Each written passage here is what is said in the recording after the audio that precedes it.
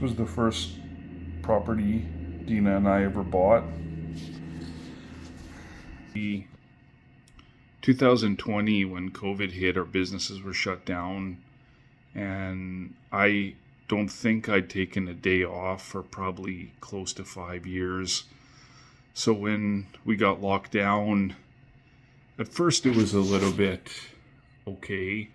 And then after about 2 weeks, it became insane. And I said, I have to do something.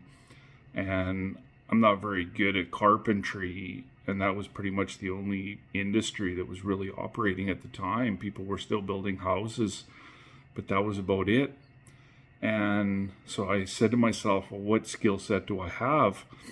Back in the 90s, I used to buy rental properties in the midst of owning my own businesses. At the time when interest rates were really high, it was easy to get seller financing. And so I owned a number of, mostly houses actually. And I said, the only thing that I know is still okay is real estate. And so I started looking around for potential deals in the real estate market.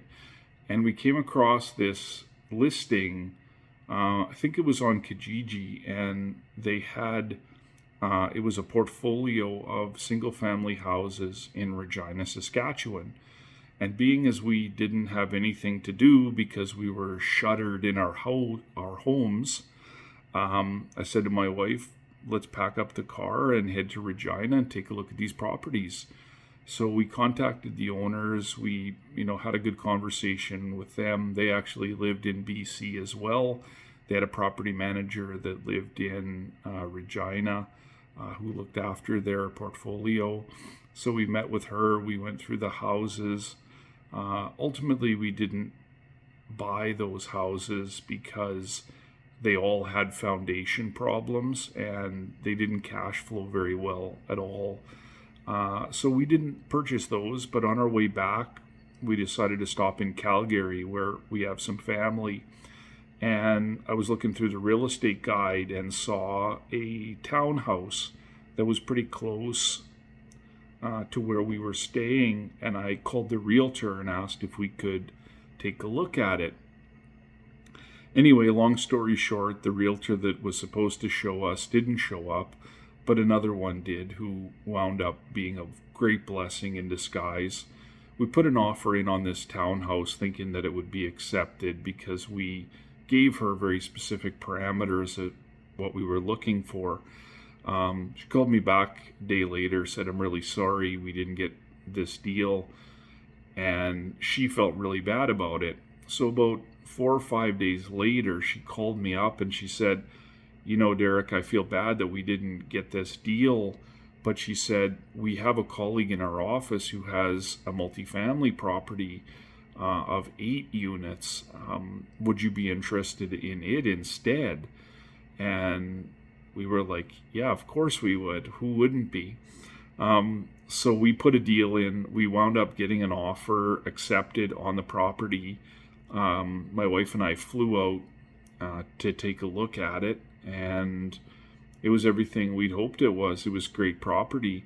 Unfortunately, it didn't cash flow at the time.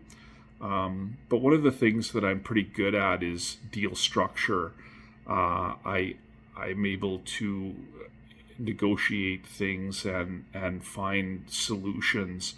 I think that really the key to success in the real estate industry is to be able to see the same thing that everybody else sees, but to find a solution rather than simply see it as a problem and carry on. And I would say if there's a superpower in my skill set, it's probably that. All my years in business, all my years, dealing with multiple problems, I just look for solutions. And so I simply worked around the way to solve the problem of negative cash flow. So this is a property we still own today. We just refinanced it. It's increased ridiculously in value.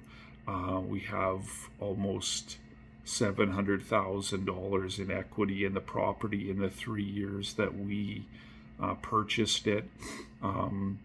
We just used basically the rent roll to fix up the property as units became vacant.